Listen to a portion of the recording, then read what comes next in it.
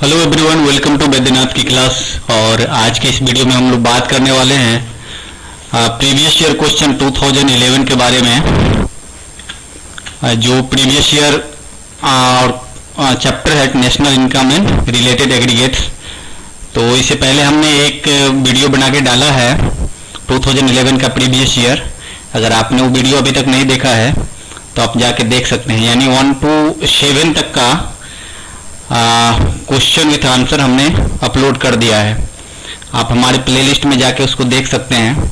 तो आज हम लोग बात करेंगे क्वेश्चन नंबर 8 जो 2011 में पूछा गया है कि डिफाइन कैपिटल फॉर्मेशन, कि what is the meaning of capital formation. Capital formation क्या होता है?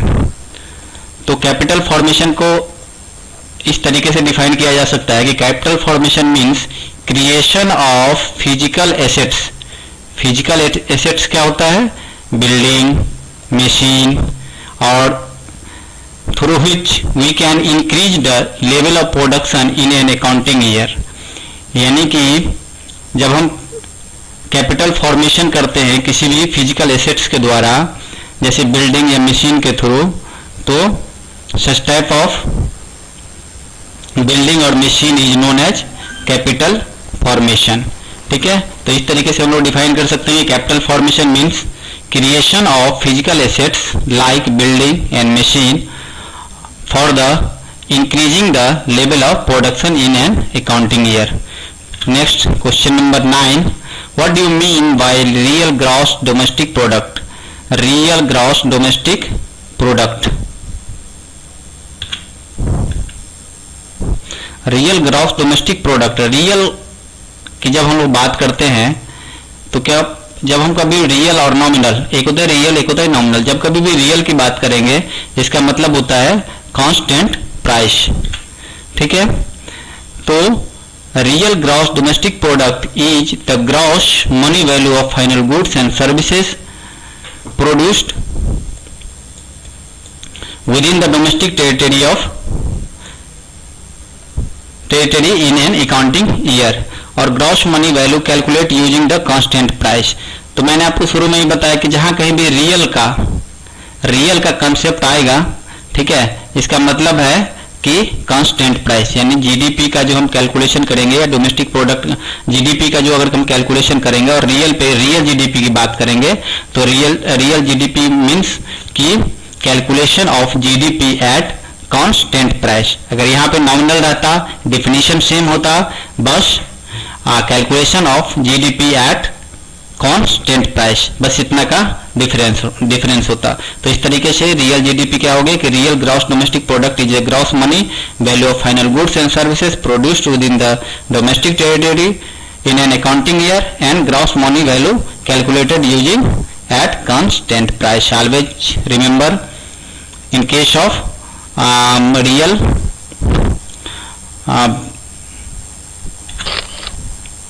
next what is the domestic product? तो डोमेस्टिक प्रोडक्ट क्या होता है कि domestic territory means the value of final goods and services. यहाँ डोमेस्टिक टेरिटरी नहीं होगा, डोमेस्टिक प्रोडक्ट नहीं होगा, डोमेस्टिक टेरिटरी होगा। ठीक है, डोमेस्टिक टेरिटरी होगा, डोमेस्टिक टेरिटरी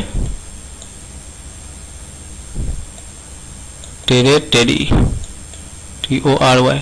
यहाँ पे क्या होगा? Domestic territory. तो domestic territory means the final goods and services produce within the economic territory of a country within the period of an accounting year. तो domestic territory का मतलब ये हो गया कि हमने अपने लास्ट वीडियो में ये भी बताया है कि डोमेस्टिक टेरिटरी को अगर हम डिफाइन करेंगे तो इसका मतलब ये हो गया कि सपोज कीजिए कि एयर इंडिया की कोई फ्लाइट है जो यूएसए जा रही है, तो ये जो फ्लाइट का जो रूट है it comes under the domestic territory of India. अगर इंडिया कोई फ्लाइट दूसरे कंट्री में जा रही है और जिस रूट से जा रही है ये इंडिया के डोमेस्टिक टेरिटरी में आएगा। सपोज कीजिए कि हमारा जो शिप है मतलब जहां तक समुद्र में जहां तक हम कोई भी इकोनॉमिक एक्टिविटी कर सकते हैं तो वो जो पार्टिकुलर एरिया है वो हमारे डोमेस्टिक टेरिटरी में आएगा। ठीक है। इसी तरह आप बराबर सुने होंगे कि जो समुद्री मछुआरे हैं वो श्रीलंका में जो है श्रीलंका के जेल में पकड़ के रख दिया। क्यों? क्योंकि ऐसा होता है कि जब क्या होता है कि मछली पकड़ने के चक्कर में वो कभी कभी क्या होता है कि वो हमारा जो डोमेस्टिक टेरिटरी है उसको क्रॉस कर जाता है। इस केस में क्या होता है कि दूसरे के डोमेस्टिक टेरिटरी में जाने पे क्या होता है वो इलीगल हो जाता है और इस तरीके से उसको पकड़ लिया जाता है। तो अगर हम डोमेस्टिक टेरिटरी की बात करें तो domestic territory means the value of final goods and services produce within the economic territory of a country within the period of time. ठीक है।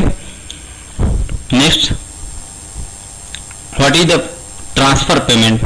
देखिए जब कभी भी ट्रांसफर पेमेंट की बात करते हैं तो ट्रांसफर मीन्स होता है यूनिलेटरल, मतलब वन साइडेड।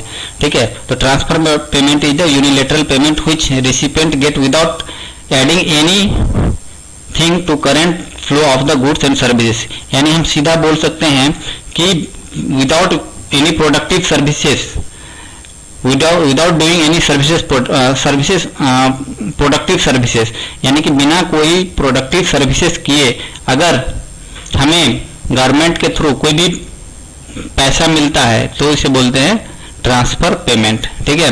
लेकिन अगर किसी फौजी को अगर पेंशन स्कीम के थ्रू अगर उसको पेंशन मिल रहा है रिटायरमेंट के बाद तो ये ट्रांसफर पेमेंट में नहीं आएगा। ठीक है। चूंकि उसने गवर्नमेंट के लिए काम किया है और उसके बदले में जो है तो गवर्नमेंट उसको पेंशन दे रही है। ठीक है।